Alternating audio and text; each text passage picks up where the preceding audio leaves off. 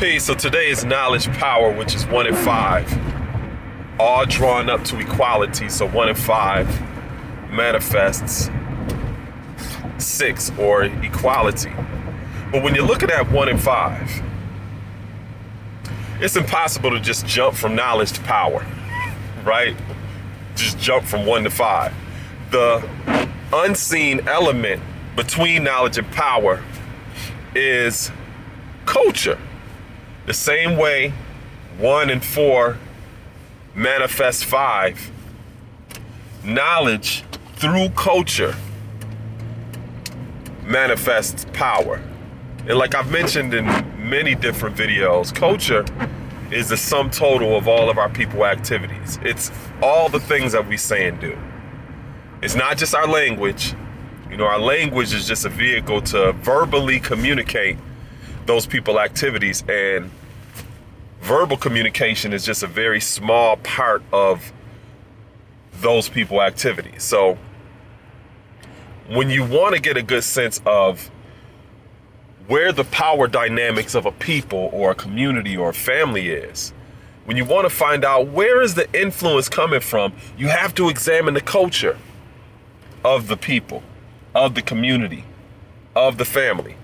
Because when you recognize the culture or those people activities, that is where you will be able to find what the seat of power actually looks like and where that influence is coming from.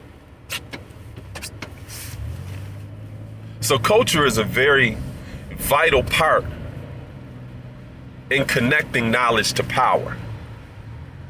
And if we're not able to recognize where is that seat of power at through the culture of a people, of a community, and of a family, it would be impossible to really recognize where is the influence or the force coming from that dictates the dynamics of power of those people, of that community, and of that family. One thing that's important to understand about people who are in public official positions is public officials or politicians have a job of not only balancing the budget of a municipality, but they also have the responsibility of crafting policy, and that policy produces elements of power because those policies become legislation. And legislation shifts and transforms the landscape where we live.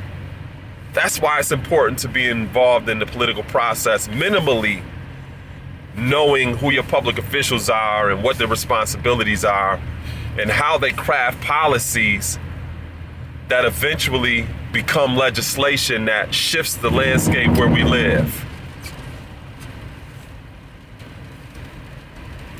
Because those policies are the politics or the dynamics of power that not only become procedures for the citizenry, but those policies are also enforced by the police.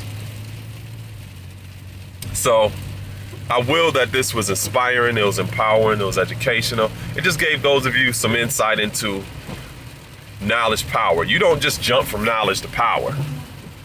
Knowledge goes through a process and it's expressed through culture, through one's way of life.